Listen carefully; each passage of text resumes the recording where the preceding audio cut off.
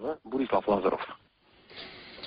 За поредното паранормално явление в югозападна България съобщиха жители на Благоевград. След като преди месеци от водите на реката в Дупница беше изваден камък с изображението на Света Богородица, сега деца от Благоевград стават свидетели на нещо, което може да се види само в научно-фантастичните филми. Това не е детска рисунка, нито кадър от филма "Ловци на духове". Малкият Богомил станал свидетел на това странно явление по време на разходка с приятел в градския парк.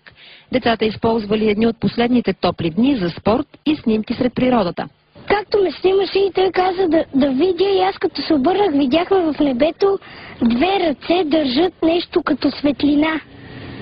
И така, просто гледахме го с телефоните и го снимахме. Снимката предизвиква интерес сред съучениците на Богомил и става повод за коментари и догадки.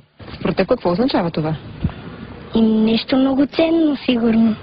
Когато преди месеци от реката в Дупница бе изваден камък с лика на Света Богородица, тамошните жители приеха това за знак на съдбата и са в очакване на хубави събития. Какво означават двете ръце, които спускат светлина над Благоевград, тепърва ще се тълкува. За BTV новините, Ирина Жерева.